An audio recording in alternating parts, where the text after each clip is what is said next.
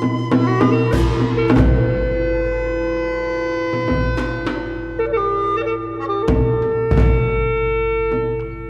này tiến, rừng rì thị đà sợក្រអូប និងបុរសក្រីក្រ កាលពីព្រេងនាយ ដោយយូរលង់ណាស់មកហើយ មាននគរមួយ ឈ្មោះថានគរតកសិលា ដែលគ្របដណ្ដប់ទៅដោយព្រៃភ្នំក្រាំងថ្ម និងវាលស្រែដ៏ខៀវស្រងាត់ ព្រះបាទព្រហ្មទណ្ឌ ដែលជាព្រះមហាក្សត្រ គ្រប់គ្រងនគរនេះ ជារាជា ប្រកបទៅដោយទសពិធរាជធម៌ ទ្រង់នឹងព្រះមហេសី ពុំមានព្រះរាជបុត្រសោះឡើយ រហូតដល់វ័យចំណាស់ ទើបព្រះមហេសីទ្រង់គង់ នៅថ្ងៃដែលព្រះរាជបុត្រីប្រសូត ហេតុការណ៍ដ៏ចម្លែកបានកើតឡើង ដីមេឃដែលកំពុងស្រឡះល្អ ស្រាប់តែមានពពកពណ៌មាស អណ្ដែតមកគ្របដណ្ដប់ នៅលើព្រះរាជនគរ អ្វីដែលកាន់តែអស្ចារ្យនោះ គឺនៅពេលដែលព្រះរាជកុមារី បន្លឺសំឡេងយំដំបូង ក្លិនក្រអូបប្រហែល ដូចជាការលាបបញ្ចូលគ្នា នៃផ្កាយរំដួល ផ្កាម្លិះ និងផ្កាចម្ប៉ា បានភាយចេញពីព្រះកេសា ឬក៏សក់របស់ព្រះនាង ផ្សព្វផ្សាយពាសពេញរាជវាំង ព្រះរាជា ទ្រង់ក៏សពព្រះរិហារតីយ៉ាងខ្លាំង ហើយបានប្រទាននាមដល់ព្រះនាងថា ព្រះរាជធីតាបុប្ផាវតី ឬប្រជារាស្ត្រទូទៅ តែងហៅព្រះនាងយ៉ាងសាមញ្ញថា ព្រះរាជធីតាសក់ក្រអូប លុះពេលវេលាកន្លងផុតទៅយ៉ាងលឿន ព្រះរាជធីតាបុប្ផាវតី ក៏បានចម្រើនវ័យ คล้ายទៅជាមនុស្សស្រីពេញក្រមុំ រូបសម្រស់របស់ព្រះនាងស្រស់សភា ហាក់បីដូចជាទេពធីតា ដែលចុះចាកពីឋានសួគ៌ ព្រះភ័ក្ត្រញញឹមស្រស់ ឯក្លិនសក់របស់ព្រះនាង ក៏រឹតតែក្រអូបទ្វេដង នៅពេលព្រះនាង មានក្តីរំភើប ឬសប្បាយព្រះទ័យ ប៉ុន្តែ ដោយសារតែភាពកម្រ និងសម្រស់ដ៏ល្អឯកនេះ ព្រះបាទព្រហ្មទណ្ឌ ទ្រង់មានការព្រួយបារម្ភយ៉ាងខ្លាំង អំពីសុវត្ថិភាពបុត្រី ទើបទ្រង់មិនសូវអនុញ្ញាត ឲ្យព្រះនាង ចាកចេញក្រៅរាជវាំងនោះឡើយ ព្រះនាងរស់នៅក្នុងប្រាសាទមាស ប្រៀបដូចជាបក្សីនៅក្នុងទ្រុង ងាកមកមើលជីនគរឯនេះវិញ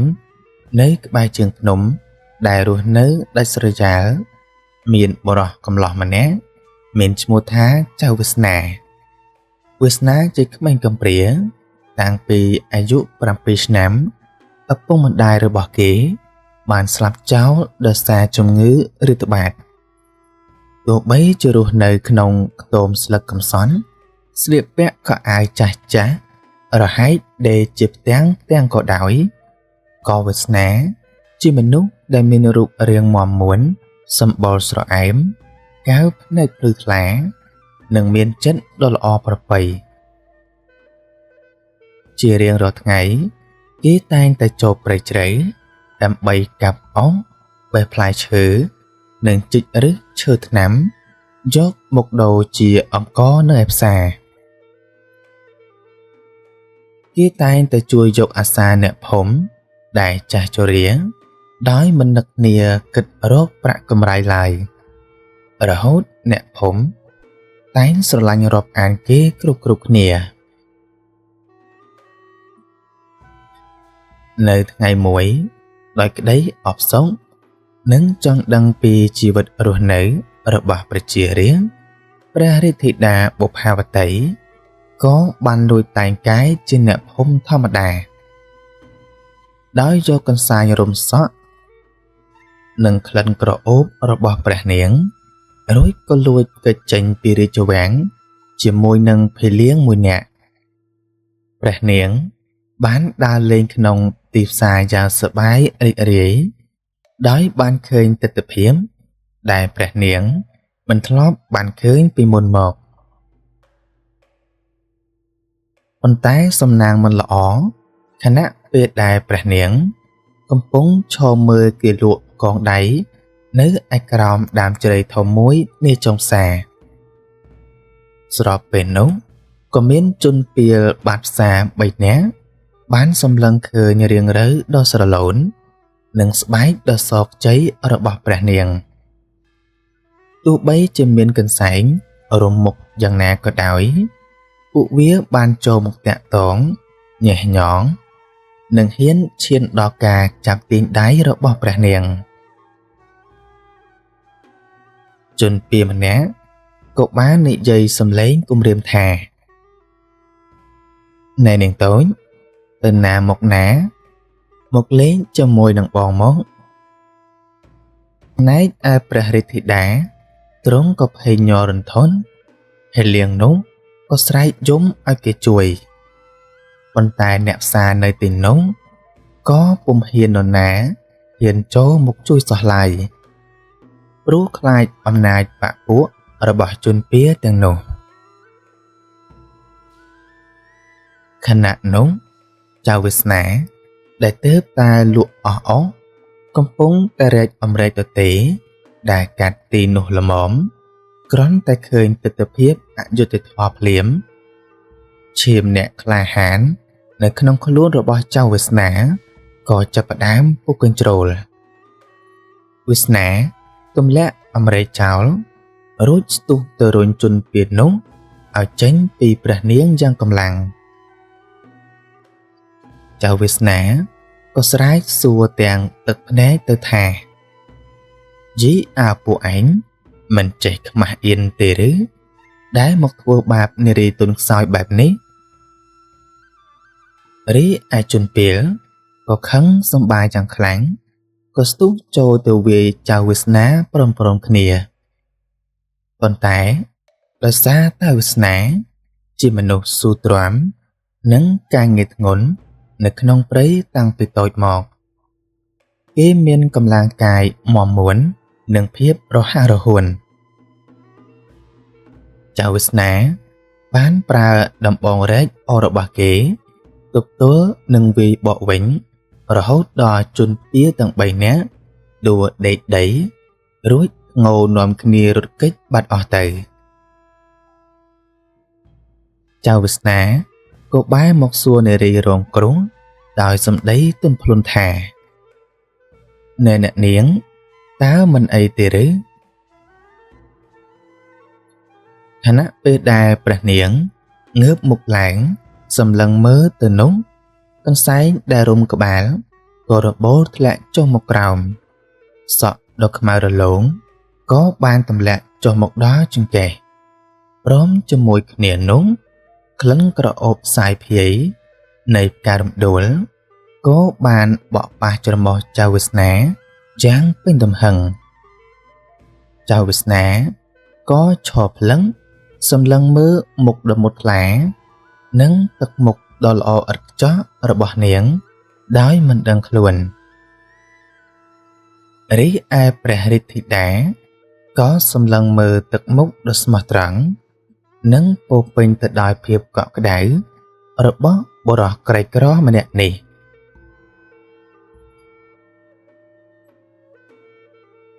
ដោយដឹងខ្លួនថាមានគេចាប់អារម្មណ៍ច្រើនព្រះរាជធីតាក៏ប្រញាប់រើកន្សែងមកទាញរុំមកវិញរួចក៏ពោលពាក្យអរគុណតិចៗថាអរគុណបងប្រុសណាដែលបានជួយយកអាសាខ្ញុំនិយាយចំព្រះនាងនិងភេលៀងក៏ប្រញាប់រត់បាត់ទៅក្នុងវងមនុស្សទៅឯចៅវាសនាក៏ឈរមើលតាមក្រោយរហូតតតែបាត់ស្រមោលរបស់ព្រះនាងតាំងពីថ្ងៃនោះមកក្លិនក្រអូបនិងការភ្នែកមួយគូនោះបានដកជាប់ក្នុងក្រអៅបេះដូងរបស់កំឡោះកំសត់យើងជានិច្ចគេតែងតែស្រមៃចង់ជួបជាមួយនាងម្ដងទៀតទោះមិនដឹងថានាងជានរណាក៏ដោយឯកតនាមនៃភាពស្រស់សោភានិងក្លិនសក់ដ៏ក្រអូប នៃព្រះរាជធីតាបុប្ផាវតីបានល្បីរន្ទឺទៅដល់នគរជិតខាងព្រះរាជាជាច្រើននគរបានបញ្ជូនរាជទូតនាំយកមេពេញកែវកងមកស្ដីដណ្ដឹងព្រះនាងក្នុងចំណោមនោះមានព្រះរាជកុមារវិរុណនៃនគរមហាចេដែលជាមនុស្សខុសខើអាត្មានិយមនិងមានអំណាចយោធាខ្លាំងក្លាក៏បានគំរាមថាបើព្រះបាទព្រហ្មទណ្ឌមិនលើកបុត្រីឲ្យទ្រង់ទេទ្រង់នឹងលើកទាំមកវាយកំទេញហើយយកនគរតកសិលាជាមិនខាន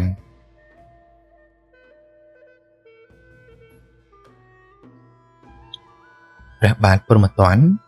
ទ្រង់ក្តៅក្រហាយនិងមានការព្រួយបារម្ភជាខ្លាំងទ្រង់មិនចង់ឲ្យបុត្រីដែលជាទីស្រឡាញ់លាក់ក្នុងកណ្ដាប់ដៃជនពាសោះឡើយដើម្បីជាដំណោះស្រាយដ៏ឆ្លាតវៃនិងបញ្ជាសង្គ្រាមនេះព្រះអង្គក៏បានចេញរាជអង្គការមួយ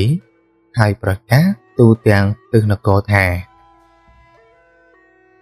អ្នកណាក៏ដោយទោះជាស្ដេចជាមន្ត្រីឬជារាជសាមញ្ញប្រសិនបើអាចស្វែងរកនៅផ្កាថ្មឥន្ទនូដែលដុះនៅលើកំពូលភ្នំមេជាហើយអាចដោះស្រាយវិញ្ញាសាទាំង3របស់តាបោះភ្នំបានទ្រង់នឹងលើកព្រះរាជធីតាឲ្យធ្វើជាមហេសីព្រមទាំងប្រគល់រាជបល្ល័ង្កឲ្យគ្រប់គ្រងពាក់កណ្ដាលផងដែរប៉ុន្តែត្រូវចាំថាភ្នំមេជាជាកន្លែងដ៏គ្រោះថ្នាក់បំផុតអ្នកដែលទៅមានតែ1ភាគ100ប៉ុណ្ណោះដែលអាចមានជីវិតមកវិញរាជអង្គការនេះធ្វើឲ្យក្សត្រនិងព្រះរាជកុមារនានាក៏មានការញញើតឯខ្លះក៏បញ្ជូនកងទ័ពរាប់រយនាក់ឲ្យទៅយកការនោះតែគ្មាននរណាម្នាក់បានត្រឡប់មកវិញសោះឡើយចំណែកព្រះរាជកុមារវិរុណក៏បញ្ជូនទាហានរបស់ខ្លួនឲ្យទៅជាបន្តបន្ទាប់តែក៏បាត់ដំណឹងសូនឈឹងដំណឹងនេះក៏បានឮរហូតដល់ភូមិរបស់ចៅវាសនាពេលដែលឮលក្ខណៈសម្បត្តិរបស់ព្រះរាជធីតាថាមានសក់ក្រអូបក្លិនរំដួលចៅវាសនាក៏ភ្ញាក់ព្រឺតនៅក្នុងចិនគេដឹងច្បាស់ថានារីកំសត់ដែលគេបានជួយសង្គ្រោះនៅផ្សារថ្ងៃមុនតាមពិតគឺជារាជធីតាសោះចៅវាសនាមិនមែនចង់បានរាជបល្ល័ង្កឬក៏មាសប្រាក់ទ្រព្យសោះឡើយតែគេរន្ធត់ចិត្តពេលគិតថាប្រសិនបើនាងត្រូវធ្លាក់ទៅក្នុងដៃមនុស្សអាក្រក់តើនាងនឹងមានជោគវាសនាយ៉ាងណាដោយសេចក្តីស្នេហាដ៏បរិសុទ្ធចៅវាសនាបានសម្រេចចិត្តយ៉ាងមុតមាំគេក៏រៀបចំសម្ពាយដែលមានត្រឹមតែអង្គប៉ុន្មានកញ្ចប់និងដំបងឫស្សីមួយដើមរួចក៏ធ្វើដំណើរឆ្ពោះទៅកាន់ភ្នំមេយារីឯអ្នកភូមិក៏នាំគ្នាហាមឃាត់ព្រោះអាណិតក្មេងកំសត់នេះមិនចង់ឲ្យគេទៅស្លាប់ទទេប៉ុន្តែចៅវាសនាគេបែរជាញញឹមនិងបន្តដំណើរទៅមុខយ៉ាងស្វាហាប់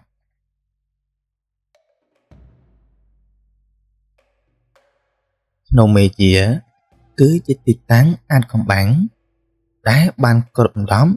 ទៅដោយអប្សរាខ្មឹកពេញមួយឆ្នាំគ្រាន់តែជន់ជើងចូលដល់ជើងភ្នំភ្លាមសំឡេងសត្វព្រៃដែលយំគួរឲ្យព្រឺសម្បុរនិងផ្លូវខ្វាត់ខ្វែងហាក់ដូចជាកំពុងបញ្ឆោតភ្នែកអ្នកដំណើរចៅវាសនាបានដើរដោយការប្រុងប្រយ័ត្នឆ្លងកាត់អូរជ្រៅនិងជ្រោះជ្រងសែនដល់គ្រោះថ្នាក់កាចសាហាវលុះនៅល្ងាចថ្ងៃទី ខណៈដែលកំពុងហេវហត់ជាខ្លាំងចៅវាសនាក៏ស្រាប់តែឮសំឡេងធ្ងន់តិចតិចដែលចេញពីក្រោមគល់ឈើធំមួយដែលរលំគេក៏ប្រញាប់រត់ទៅមើលក៏ឃើញបុរសចំណាស់ម្នាក់ស្លៀកពាក់ពណ៌សក៏ត្រូវវល់រំពាត់ដៃរំពាត់ជើងកំពុងតែត្រូវដើមឈើធំនោះបាក់សង្កត់កិនពីលើចៅវាសនាក៏បានប្រាប់ទៅកាន់តាចាស់នោះថាលោកតាកុំភ័យអីចាំចៅមកជួយទោះបីជាខ្លួនឯងគ្មានកម្លាំងនិងស្រេកឃ្លានអាហារយ៉ាងណាក្តីក៏ចៅវាសនាបានប្រើដំបងឫស្សីរបស់គេហើយបោះរំកិលដើមឈើនោះអស់ពីកម្លាំងកាយកម្លាំងចិត្តគេបែកញើសប៉ុនក្របពូនដៃរលាត់ហូរចិញ្ចៀមហើយទីបំផុតដើមឈើនោះក៏រមាចេញបុរសចំណាស់នោះក៏រួចខ្លួនចៅវាសនាប្រញាប់ទៅយកទឹកបំពង់ឫស្សីដែលសល់បន្តិចបន្តួចយកទៅបញ្ចុកលោកតាចាស់នោះតាចាស់នោះក៏ញញឹមរួចរាងកាយរបស់គាត់ស្រាប់តែចេញពន្លឺចិញ្ចាញហើយคล้ายជាតាបោះពណ៌មាសម្នាក់ណែចៅប្រុងនេះគឺជាវិញ្ញាសាទី1ជាវិញ្ញាសានៃមេត្តាធម៌មនុស្សភាគច្រើនដែលមកទីនេះសុទ្ធតែចង់ប្រញាំទៅយកការថ្មដើម្បីអំណាចពួកគេឃើញតាហើយតែធ្វើមិនដឹងមិនឮមានតែចៅទេដែលសោកចិនលះបង់ពេលវេលានិងកម្លាំងដើម្បីជួយអ្នកដទៃចៅឯងឆ្លងផុតវិញ្ញាសាទី1ហើយយកកញ្ចក់នេះចុះវាជារបស់ចៅ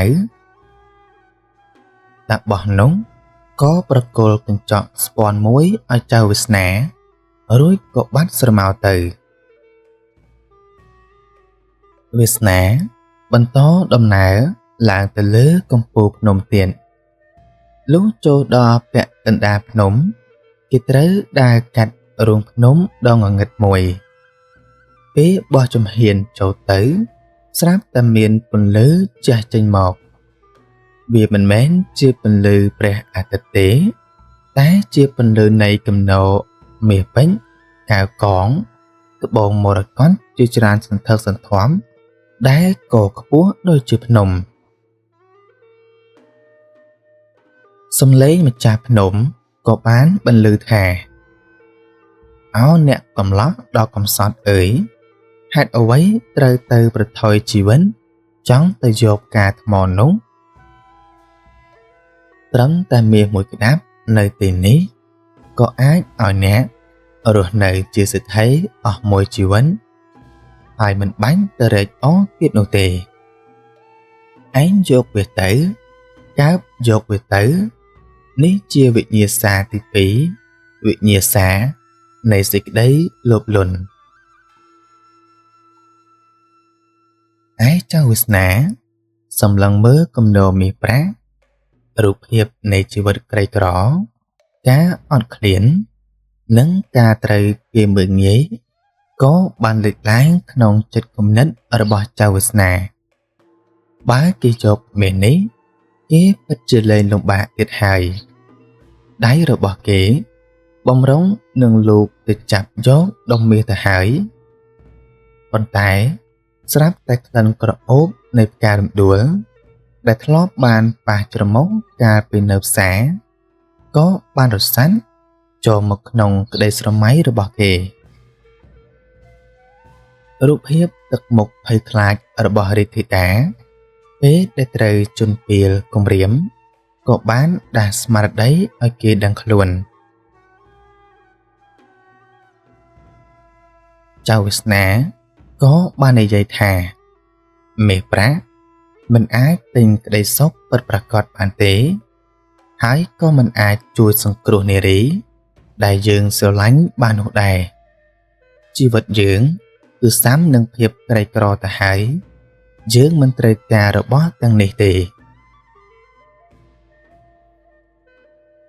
គ្រាន់តែនិយាយចំគំនរមាសប្រាក់ទាំងប៉ុន្មានក៏រសាយបាត់คล้ายជាដុំថ្មធម្មតាចៅវាសនាបានឈ្នះវិញ្ញាសាទី2ដោយប្រើសេចក្តីស្មោះត្រង់របស់ខ្លួននៅទីបំផុតចៅវាសនាក៏បានឡើងមកដល់កំពូលភ្នំនៅទីនោះលើផ្ទាំងសិលាដ៏ធំមួយក៏មានផ្កាមួយតងមានត្រឹម3ស្រទាប់តែប៉ុណ្ណោះតែបញ្ចេញពន្លឺ7ពណ៌ដូចជាឥន្ធនូមានភាពស្រស់ស្អាតរកគូប្រៀបគ្មាននោះហើយគឺជាផ្កាថ្មឥន្ធនូ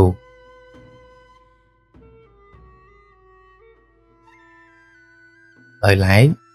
នៅជុំវិញផ្កានោះក៏មានពស់យក្សក្បាល6ក្បាលកំពុងតែរុំព័ទ្ធជាមកកាមយ៉ាងកាចសាហាវនេះគឺជាវិញ្ញាសាទី3វិញ្ញាសានៃភាពក្លាហាននិងសេចក្តីពិតពស់យក្សនោះក៏ស្រាប់តែហាប់ក្បាលត្រៀមនឹងខាំចៅវាសនាទៅហើយប៉ុន្តែចៅវាសនា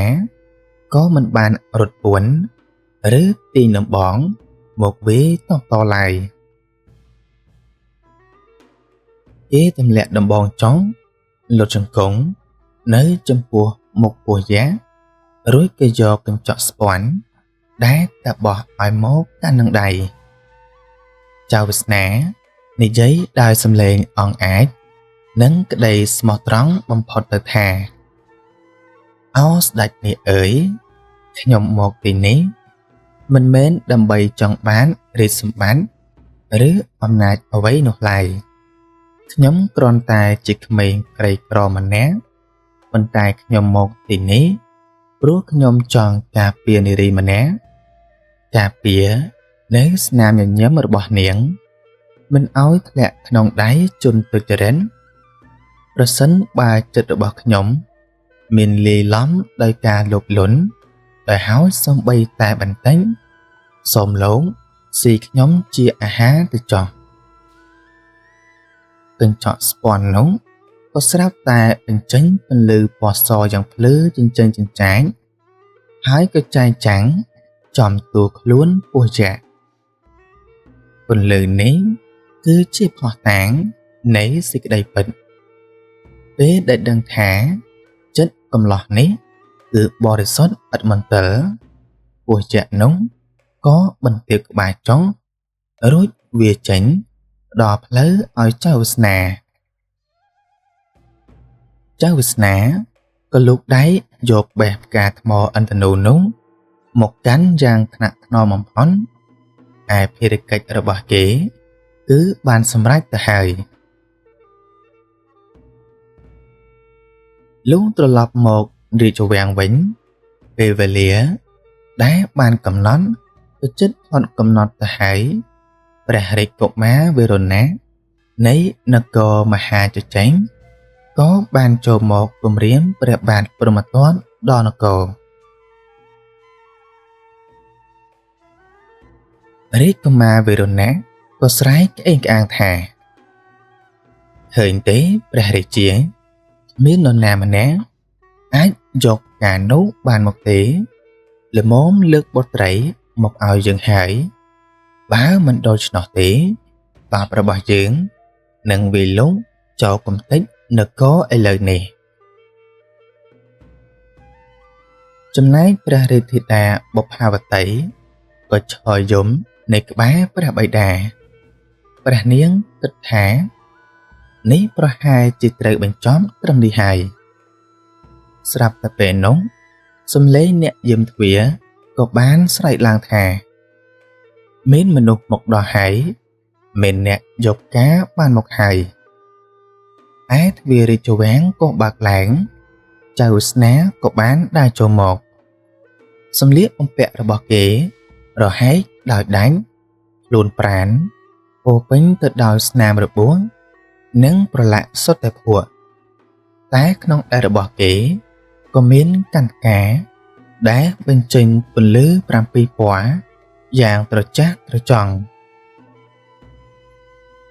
ឯមន្ត្រីទាំងឡាយនិងព្រះរាជាក៏មានការភ្ញាក់ផ្អើលយ៉ាងខ្លាំងព្រះរាជកុមារវេរណៈ ខឹងសម្បាយយ៉ាងខ្លាំងក៏ស្រែកទម្លាយថាឯងកុំជឿវាជាផ្កាខ្លាយខ្លាយអាមនុស្សសុំទានដូចជាវាតែធ្វើមកអញមានសមត្ថភាពទៅភ្នំមេយាបានចំណែកព្រះបាទព្រហ្មទណ្ឌទ្រង់ក៏មានបន្ទូលថាបើតាមរឿងព្រេងការថ្មឥន្ទនូពិតប្រាកដវានឹងរីកសាយភាយក្លិនក្រអូបលុះត្រាតែវាត្រូវបានប្រគល់ទៅឲ្យម្ចាស់នៃក្តីពិតប្រាកដរបស់អ្នកដែលបានបេះវាចៅវាសនាមិនខ្វល់នឹងការសាយចំអករបស់ព្រះរាជកុមារវេរណៈឡើយគេដើរយ៉ាងសន្សំតម្រង់ទៅរកព្រះរាជធីតាបុប្ផាវតី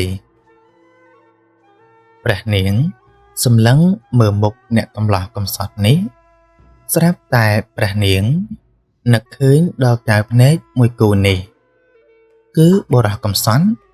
ដែលបានសង្គ្រោះព្រះនាងនៅអតិផ្សារចៅវាសនាក៏លុតជង្គង់ចុងរួចហុចផ្កានោះទៅឲ្យព្រះនាងបុប្ផាវតីទូលព្រះបង្គំបានរក្សាសន្យានៅក្នុងចិត្តហើយព្រះនាង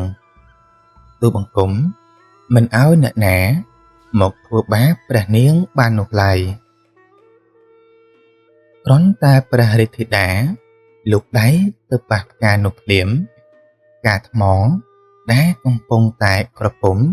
ក៏ស្រាប់តែរីកបែកស្រទាប់ធំឡើងបញ្ចេញពន្លឺភ្លឺពេញនគរនិងសាយភាយក្លិនក្រអូបសាយលីឡំជាមួយក្លិនសក់របស់ព្រះនាងក៏បង្កើតជាក្លិនដែលធ្វើឲ្យអ្នកនៅក្នុងនគរទីនោះគឺមានក្តីសុខយ៉ាងចម្លែករីឯព្រះរាជកុមារវេរណៈទ្រង់ខ្មាស់គេយ៉ាងខ្លាំងដោយសារតែកុហកលែងចែនក៏ប្រញាប់នាំកងទ័ពត្រឡប់ទៅនគរខ្លួនវិញទាំងអាម៉ាស់មុខព្រះបាទព្រហ្មទណ្ឌទ្រង់មានសេចក្តីសោមនស្សទ្រង់រីករាយជាអណែកក៏បានប្រកាសយ៉ាងឱឡារិកថាណែចៅកំសត់អើយទោះបីជាអ្នករស់នៅក្នុងភាពក្រីក្រតែអ្នកជាមនុស្សមានចិត្តបរិសុទ្ធសេចក្តីក្លាហានភាពស្មោះត្រង់និងសេចក្តីមេត្តារបស់អ្នកមានតម្លៃជាងរាជសម្បត្តិទូទៅទាំងពួងទៅទៀតលុះ3ថ្ងៃក្រោយមកព្រះរាជាពិសេសដ៏អធិកអធមក៏ត្រូវបានប្រព្រឹត្តឡើងចៅវាសនាក៏ត្រូវបានតែងតាំងជាព្រះឧបរាជនិងបានរៀបអភិសេកជាមួយរាជធីតាសក់ក្រអូបហើយចាប់ពីពេលនោះមកអតីតបរិសកាប់អស់ដ៏កំសត់បានជួយព្រះរាជាគ្រប់គ្រងនគរដោយយុត្តិធម៌យកចិត្តទុកដាក់ចំពោះរាស្ត្រក្រីក្ររីឯព្រះរាជធីតាក៏តែងតែតាមជួយស្វាមីជានិច្ចអ្នកទាំងពីរក៏រស់នៅជាមួយគ្នាយ៉ាងមានសេចក្តីសុខសុភមង្គលរហូតដល់ទ្រង់ចាស់រៀងខ្លួនរឿងនិទានរាជធីតាសក់ក្រអូបនិងបុរសក្រីក្រក៏បានបង្កប់នៅអត្ថន័យអប់រំជ្រាលជ្រៅដូចជាទី1តម្លៃនៃសេចក្តីល្អមាសប្រាក់មិនអាចវាស់វែងអំពីតម្លៃពិតប្រាកដរបស់មនុស្សបាននោះឡើយចៅវាសនាទោះបីជាក្រីក្រកំសត់តែមានចិត្តធម៌ជួយយកអាសាអ្នកដទៃទើបផលបុណ្យតាមជួយរកគេឲ្យជួបតែនឹងសេចក្តីសុខទី2ព្រះរាជា មិនបានរើសអើងឋានៈរបស់ចៅវាសនាឡើយព្រះអង្គមើលឃើញពីចិត្តល្អនិងសមត្ថភាពពិនរបស់ចៅវាសនានេះបង្ហាញថាមនុស្សទោះបីជាកើតក្នុងត្រកូលណាក៏ដោយក៏អាចសាងអនាគតដ៏រុងរឿងបានដោយសេចក្តីល្អរបស់ខ្លួនទី3ការយកឈ្នះនៅសេចក្តីលោភលន់នៅក្នុងរូងភ្នំមាសចៅវាសនាបានបដិសេធមិនយកទ្រព្យសម្បត្តិដែលតំណាងឲ្យការមិនលោភលន់មនុស្សដែលមិនធ្លាក់នៅក្នុងអន្ទះនៃសេចក្តីលោភលន់គឺជាមនុស្សដែលនឹងទទួលបានជ័យជំនះដ៏ធំធេងបំផុតនៅក្នុងជីវិតរបស់គេទី4សេចក្តីស្មោះត្រង់ក្តីស្មោះត្រង់ដែលកើតចេញពីការលះបង់មិនមែនកើតចេញពីការចង់បានអំណាចគឺជាសេចក្តីពិនដែលនឹងថិតថេរនិងអាចយកឈ្នះគ្រប់ឧបសគ្គបានរឿងនិទានរឿងរិទ្ធីតាសក់ក្រអូបនិងបុរសក្រីក្រចប់ដោយបរិបូរណ៍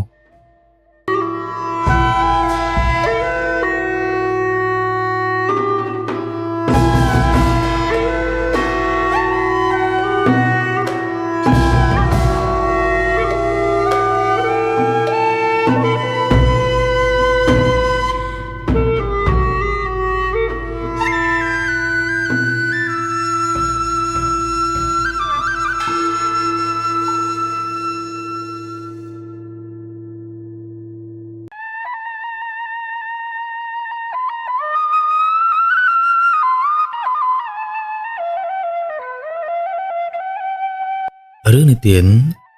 រឿងវាសនាក្មេងខ្វាយគោកាលពីព្រេងនាយនៅតាមបណ្ដោយវាលស្រែដ៏ធំល្វឹងល្វើយមួយនៃភូមិបល្ល័ង្កមាសមានក្មេងប្រុសម្នាក់ឈ្មោះថាសុកជារៀងរាល់ព្រឹកមុនពេលព្រះអាទិត្យរះសុកត្រូវក្រោកឡើងដើម្បីដាំបបរឲ្យម្ដាយចាស់ជរាដែលកំពុងមានជំងឺដេកនៅលើកន្ទេលរាងកាយដ៏ស្គមស្គាំងរបស់គេត្រូវលីនឹមនិងដេញវងគោជិត20ក្បាលរបស់សេដ្ឋីប្រចាំភូមិចេញទៅរកស្មៅឆ្ងាយៗអំពីផ្ទះបើទោះបីជាក្នុងវ័យត្រឹមតែ15ឆ្នាំប៉ុន្តែស្មារបស់សុងហាក់ដូចជាត្រូវផ្ទុំនៅបន្ទប់ពិភពលោកទាំងមូលខណៈដែលមិត្តរួមវ័យគេស្លៀកពាក់ស្អាតបានទៅសាលារៀនឯសុងអង្គុយក្រោមដើមត្នោតសម្លឹងមើលទៅមេឃរួចក៏លួចសរសេរនៅលើខ្សាច់ដោយប្រើតែមេឈើគេតែងតែចាំពាក្យសម្ដីរបស់ម្ដាយដែលគាត់តែនិយាយថាអោកូនមានម្ដាយទោះបីជាយើងក្រទ្រាំប៉ុន្តែត្រូវតែមានចិត្តជាអ្នកមានចូលមានសេចក្តីអត់ធ្មត់និងសេចក្តីស្មោះត្រង់ព្រោះវាជាទ្រព្យជាប់ខ្លួន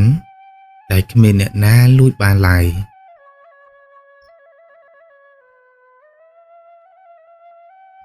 ក្រោយមករដូវវស្សាក៏បានឈានចូលមកដល់ដីមេឃក៏ស្រាប់តែខ្មៅងងឹតស្លុំនៅក្នុងពេលថ្ងៃត្រង់ខ្យល់កន្ត្រាក់ក៏បានបក់បោកមកយ៉ាងខ្លាំងធ្វើឲ្យដើមឈើធំធំបក់រេរាស្ទើរតែបាក់ឯសុងក៏ភ័យខ្លាំងណាស់គេខ្លាចគោរបស់សេដ្ឋីបាត់បង់ឬក៏ត្រូវរន្ទះបាញ់ស្លាប់គេបានដេញវងគោទាំងអស់នោះយ៉ាងប្រញាប់ប្រញាល់ចូលទៅជ្រកក្នុងរូងភ្នំមួយដែលស្ថិតនៅនាជើងភ្នំឱរ៉ាល់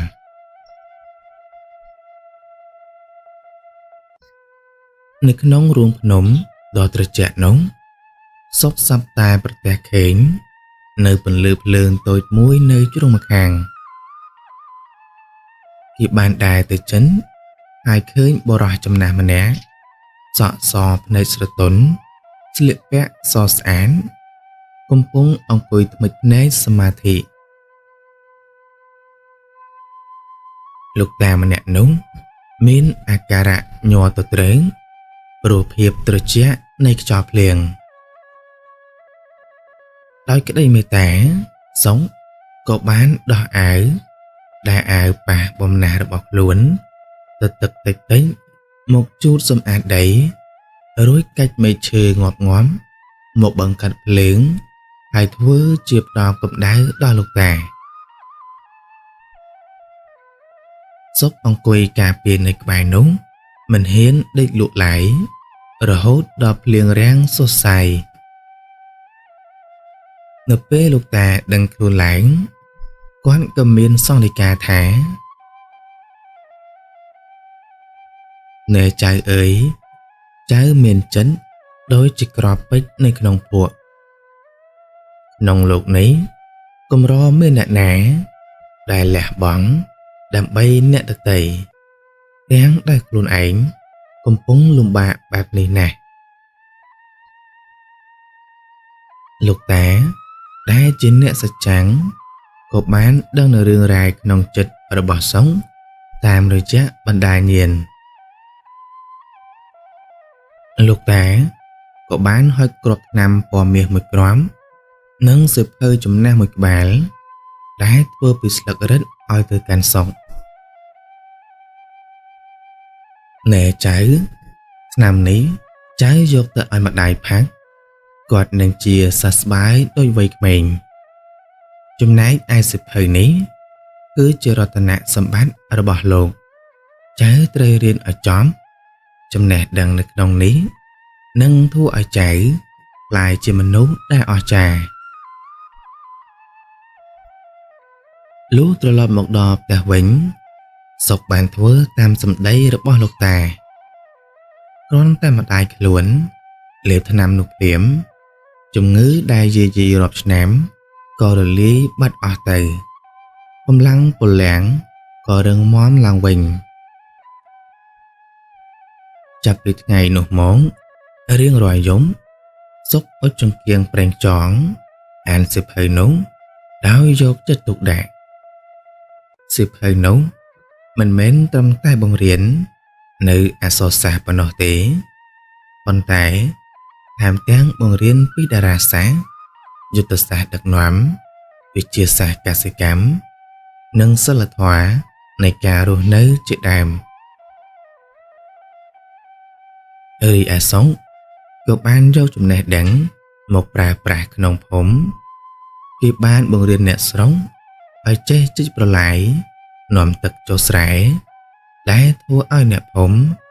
អាចធ្វើស្រែបាន2ដងក្នុងមួយឆ្នាំគេបានប្រើរូបមន្តថ្នាំបុរាណនៅក្នុងសៀវភៅនោះដើម្បីព្យាបាលសត្វគោក្របីដែលឆ្លងជំងឺធ្វើឲ្យវងសត្វពាហនៈនៅក្នុងភូមិមានការរីកចម្រើនជាខ្លាំងចំណែកឯលោកសេដ្ឋីដែលជាម្ចាស់គោតែធ្លាប់តែមើលងាយសង្ឃក៏ប្រែមកជាគោរពនិងស្រឡាញ់សុខជាខ្លាំងរហូតដល់លើកដីធ្លីខ្លះឲ្យទៅសង្ឃបង្កបង្កើនផលថែមទៀតផងប៉ុន្តែពាក្យស្លោកថាដំរីស្លាប់យកចង្អេរមកបាំងមិនចិត្ត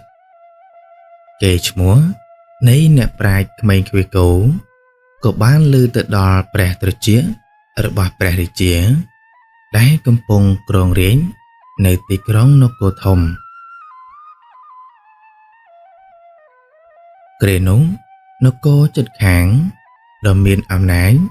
ក៏បានបញ្ជូនទូតមកសាឡបងប្រាជ្ញាជាមួយនឹងព្រះរាជាដោយបាននាំមកនៅផ្កាដែក7ពណ៌និងឈើកោង7កំណាត់រួចក៏ចោទសួរថាតើចំណុចណាជាគល់ចំណុចណាជាចុងហើយតើផ្កាដែកនេះមានទម្ងន់ប៉ុន្មានដោយមិនប្រើជញ្ជីងបើសិនជាឆ្លើយមិនរួចទេនគរនេះ នឹងត្រូវដោះដូរទឹកដីចំនួន5ខេត្តមន្ត្រីជាន់ខ្ពស់និងហោរាទាំងអស់នៅក្នុងរាជវាំងសុទ្ធតែបោះបង់ចោលក្នុងគ្រាអាសន្នព្រះរាជាក៏បានបញ្ជាឲ្យរាជទូតទៅអញ្ជើញចៅសុកចូលរាជវាំងឯចៅសុកក៏បានដើរចូលក្នុងវាំងដោយទឹកមុខស្ងប់ស្ងាត់មិនមានភាពភ័យខ្លាចបើទោះបីនៅចំពោះមុខស្ដេចក៏ដោយចៅសុកបានយកឈើកោងទាំង7ទៅទម្លាក់ក្នុងទឹកចំណុចមួយណាដែលលិចជាងនោះគឺជាគល់ចំណុចណាដែលអណ្ដែតជាងគឺជាចុងឯចំពោះការដែងចៅសុកក៏បានយកវាដាក់លើទូករួចគូសចំណាំនៅកម្រិតទឹកដែលទូកលិចបន្ទាប់មកគេយកថ្មមកដាក់ជួបការដែកវិញរហូតដល់ទូកលិចទៅដល់ចំណុចដដែលរួចយកថ្មនោះមកបំបែកជាចំណែកតូចៗដើម្បីធ្វើការថ្លឹងទូតនៃប្រទេសជិតខាងក៏មានការភ្ញាក់ផ្អើលនិងកោតសរសើរយ៉ាងខ្លាំងឯព្រះរាជា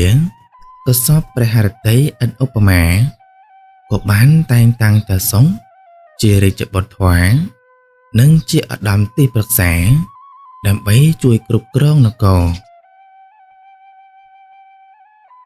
ទោះបីជាខ្លាយជាមនុស្សដែលមានអំណាចនិងទ្រព្យសម្បត្តិមហាសាលក៏ចៅសុកមិនដែលភ្លេចកំណើតរបស់ខ្លួននោះដែរគេបានសង់សាលារៀនសម្រាប់ក្មេងៗក្រីក្រហើយសាងសង់មន្ទីរពេទ្យដោយឥតគិតថ្លៃនិងតែងតែចុះមកវាលស្រែដើម្បីសួរសុខទុក្ខអ្នកភូមិដែលធ្លាប់រួមរស់ជាមួយគ្នាម្ដាយរបស់សុក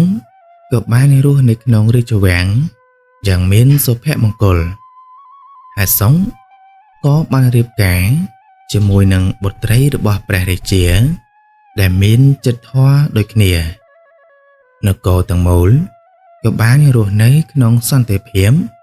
និងភាពសម្បូរសប្បាយរហូតតរៀងមកតម្លៃអប់រំនៅក្នុងសាច់រឿងមួយនេះមានដូចជាទី1ភាពកតញ្ញូការស្រឡាញ់និងមើលថែម្ដាយនៅក្នុងគ្រាលំបាកដែលនេះគឺជាមហាផលដែលជួយឲ្យជីវិតឡើងខ្ពស់ត្រដែងទី2ចំណេះដឹងគឺជាអាវុធសម្ភារៈក្រៅខ្លួនគឺអាចបាត់បង់ប៉ុន្តែចំណេះដឹងដែលបានមកពីការសិក្សារៀនសូត្រនោះគឺជាទ្រព្យសម្បត្តិដែលនៅជាប់ខ្លួនដែលអាចដោះស្រាយបញ្ហាគ្រប់យ៉ាងបានទី3គឺការបន្ទាបខ្លួនបើទោះបីជាឡើងខ្ពស់ប៉ុណ្ណាប្រសិនបើមិនភ្លេចដីមិនភ្លេចគុណអ្នកធ្លាប់ជួយយើងនឹងទទួលបានការគោរពការស្រឡាញ់ជារៀងរហូតទី4ចិត្តមេត្តាការជួយអ្នកដទៃដែលមិនរំពឹងផលតបស្នងនឹងនាំមកនូវលទ្ធផលល្អដែលយើងមិននឹកស្មានដល់នៅថ្ងៃអនាគតទី5គឺភាពអត់ធ្មត់ជីវិតអាចចាប់ផ្ដើមពីចំណុច0ឬក៏ពីក្មេងខ្វះគោក្តីប៉ុន្តែវាអាចទៅដល់ចំណុចកំពូលតាមរយៈការតស៊ូ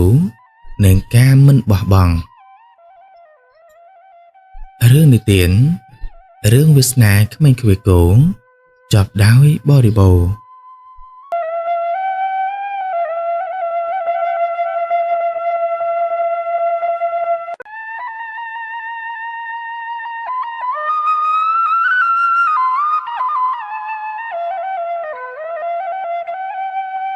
សូមជូនរឿងនិទាន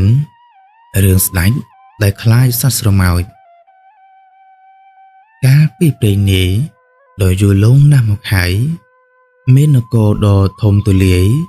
និងសម្បូរសប្បាយមួយឈ្មោះថានគរសុវណ្ណភូមិនគរនេះត្រូវបានគ្រប់ដំណំដោយព្រះមហាក្សត្រមួយព្រះអង្គទ្រង់ព្រះនាមថាព្រះបាទអសោករាជព្រះអង្គជាក្សត្រដែលមានឫទ្ធិអំណាចខ្លាំងពូកែគ្មានគូព្រាមក្នុងសមរភូមិសឹកសង្គ្រាមព្រះអង្គមិនដែលខ្លាចញញើតនឹងកងទ័ពសត្រូវនោះឡើយទោះសត្រូវនោះមានរាប់ម៉ឺននាក់មានដៃលំពេងមុតស្រួចយ៉ាងណាក៏ដោយក៏ព្រះអង្គនៅតែអាចវិបំបាក់នៅមុខសត្រូវឲ្យបរាជ័យរត់ចាត់ខ្ចាយបានជានិច្ចឯប្រជានរាស្ត្រគ្រប់ទិសទីតែងតែស្ញប់ស្ញែងនឹងភាពអង់អាចក្លាហានរបស់ព្រះអង្គប៉ុន្តែទោះបីជាព្រះអង្គក្លាហានដូចជាសត្វសិង្ហនៅក្នុងសមរភូមិយ៉ាងណាក្តីក៏ព្រះអង្គមានអាថ៌កំបាំងដ៏គួរឲ្យអស់សំណើចនិងចម្លែកបំផុតមួយដែលមានតែមន្ត្រីចិត្តបំផុតរបស់ព្រះអង្គទើបដឹងនោះគឺព្រះអង្គខ្លាចស្រមោចខ្លាចរហូតដល់លួសព្រលឹងត្រឹមតែឃើញស្រមោចខ្មៅតូចមួយដែលវាកាត់ជើងព្រះភ័ក្ត្រព្រះបាទអសោកក៏លោតឡើងលើរាជបល្ល័ង្កស្រែកឡូឡាបែកញើសប៉ុនក្របពោតនឹងបញ្ជាឲ្យទាហានរាប់សិបនាក់កាន់ដាវមកដេញកាប់ស្រមោចមួយក្បាលនោះ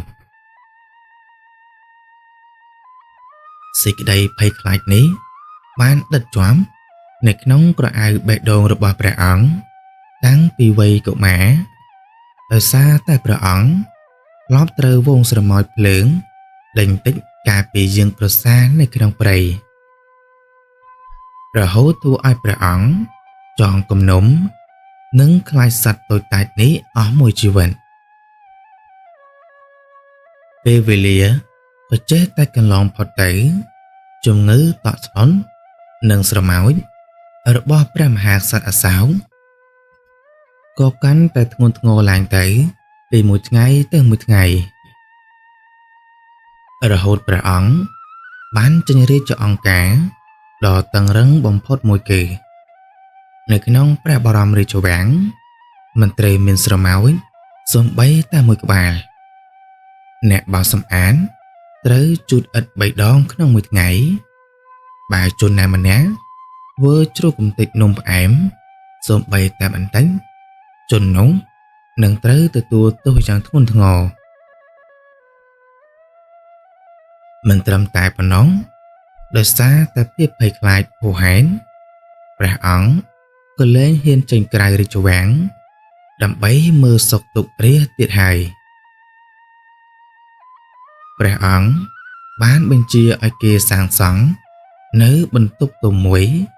ដែលហុំព័ទ្ធទៅដោយគូទឹកឬស្រះទឹករាក់ៗដើម្បីការពារកុំឲ្យស្រមោចវាចូលបានអ្វីដែលកាន់អាក្រក់ទៅទៀតនោះព្រះអង្គបានចេញបញ្ជាឲ្យកាប់បំផ្លាញដើមឈើធំៗនិងដុតព្រៃនៅជុំវិញរាជធានីតិចទីអស់ដោយយកលេសថាដើមឈើទាំងអស់នេះជាជំរករបស់ស្រមោចបើគ្មានដើមឈើក៏គ្មានស្រមោចដែរដោយសារតែព្រះរាជបញ្ជានេះនគរដែលធ្លាប់តែត្រជាក់ត្រជុំក៏ប្រែជាក្តៅហួតហែងគ្រោះរាំងស្ងួនក៏ចាប់ផ្ដើមវាយលុកប្រជានរាស្ត្រគ្មានទឹកប្រើប្រាស់មានម្លប់ជ្រកកោនហើយសត្វព្រៃទាំងឡាយក៏រត់ចាត់ខ្ចាយបាត់បង់ជាជំរកសំឡេងត្អូញត្អែនិងសម្រែកយំសោករបស់ប្រជារាស្ត្របានបន្លឺឡើងពេញនគរប៉ុន្តែមិនអាចលើទៅដល់ត្រចៀកព្រះរាជាដែលសងំលាក់ខ្លួននៅក្នុងបន្ទប់ហុំព័ទ្ធដោយទឹកនោះឡើយ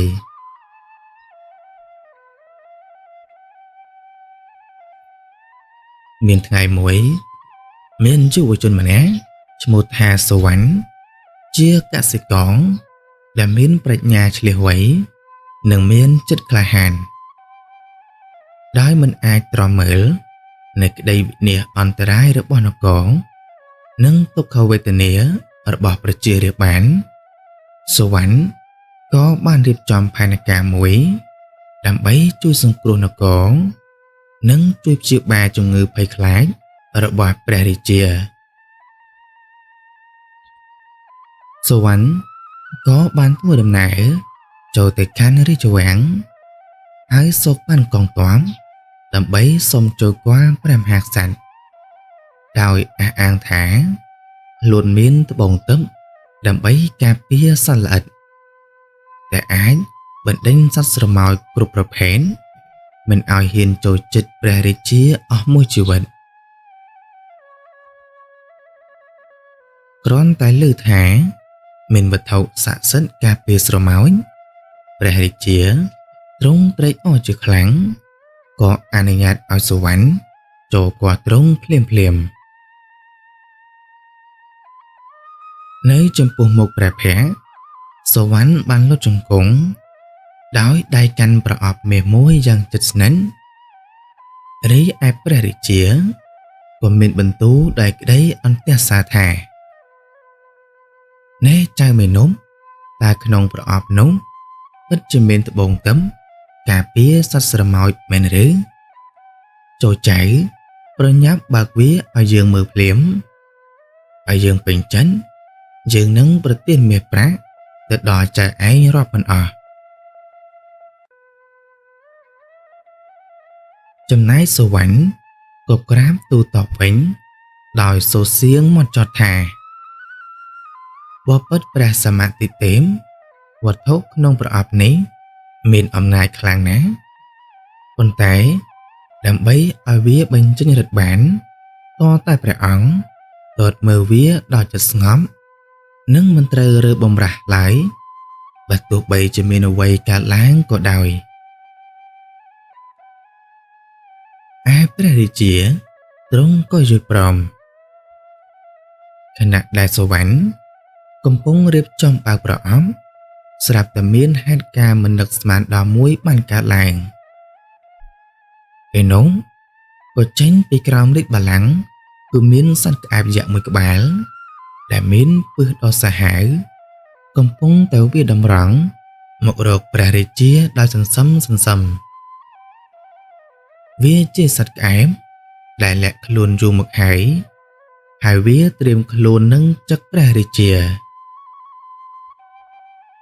មន្ត្រីក្នុងវាំងឃើញដូច្នោះក៏ភ័យស្លន់ស្លោរត់ប្រស្រាញគ្មាននរណាម្នាក់ដែលហ៊ានចូលទៅជួយព្រះរាជាឡើយព្រោះក្អែបនោះមានទំហំធំនិងគួរឲ្យខ្លាចពេក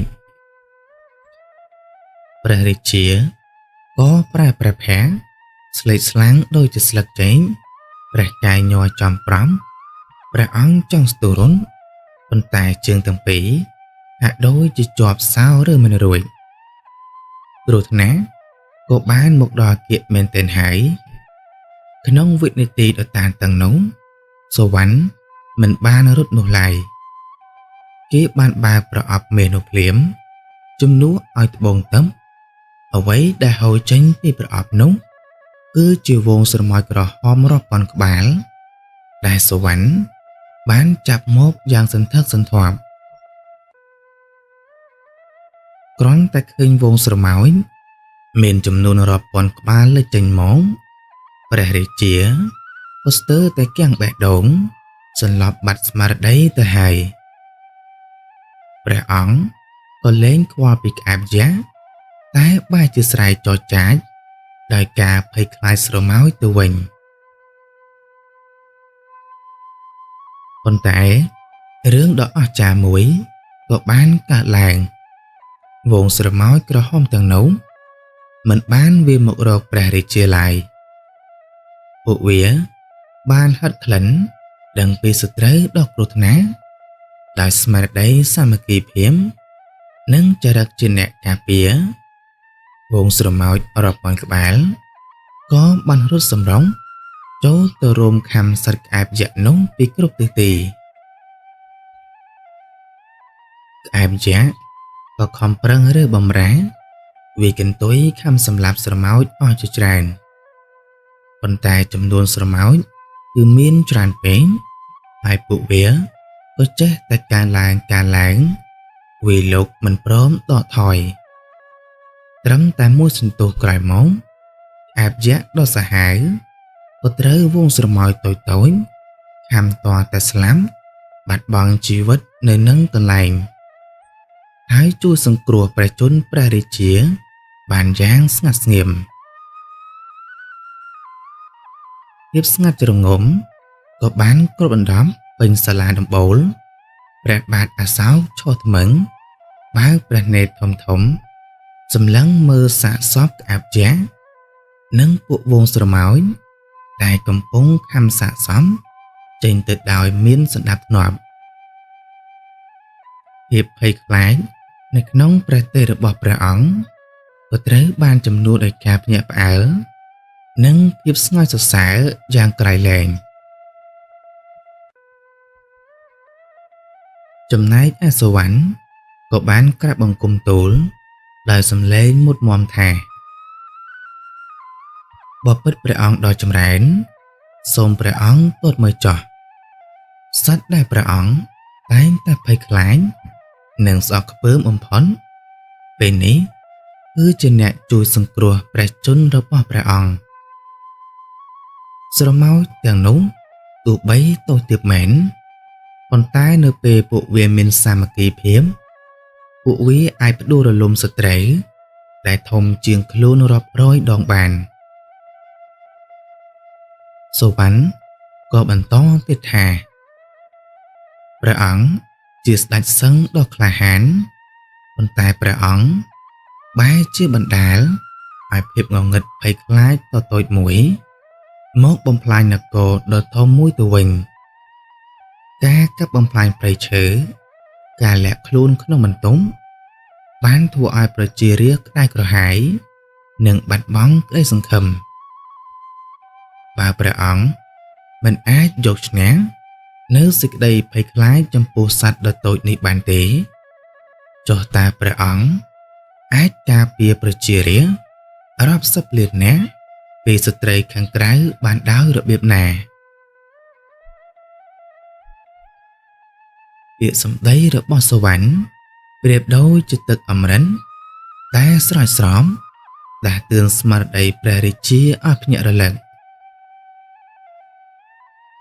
រីឯព្រះអង្គក៏ស្រក់ព្រះនេត្រដោយក្តីរំជួលចិត្តនិងយល់ច្បាស់ពីកំហុសដ៏ធំធេងរបស់ព្រះអង្គកន្លងមកព្រះរាជាមិនត្រឹមតែមិនដាក់ទោសសុវណ្ណដែលបោកប្រាស់នាំយកស្រមោចចូលវាំងនោះទេថែមទាំងបានតែងតាំងសុវណ្ណធ្វើជាទីប្រឹក្សាជាន់ខ្ពស់របស់ព្រះអង្គថែមទៀតផងចាប់ពីថ្ងៃនោះមកព្រះរាជាលែងខ្លាចស្រមោចទៀតហើយព្រះអង្គបានបញ្ជាឲ្យលុបចោលនៅបម្រាមហាមឃាត់ការបោសសម្អាតដ៏តឹងរ៉ឹងបញ្ជាឲ្យប្រជារាស្ត្រដាំឈើឡើងវិញរាប់សែនដើមនិងបើកទ្វាររាជវាំងដើម្បីចេញទៅសួរសុខទុក្ខប្រជារាស្ត្រជាប្រចាំព្រៃឈើក៏ចាប់ផ្ដើមដុះខៀវស្រងាត់ភ្លៀងធ្លាក់ត្រូវតាមរដូវកាលហើយនគរសុវណ្ណភូមិក៏ទទួលបាននូវសន្តិភាពនិងភាពសម្បូរសប្បាយរុងរឿងជាថ្មីម្ដងទៀតរហូតដល់ចុងបញ្ចប់នៃរជ្ជកាលរបស់ព្រះអង្គ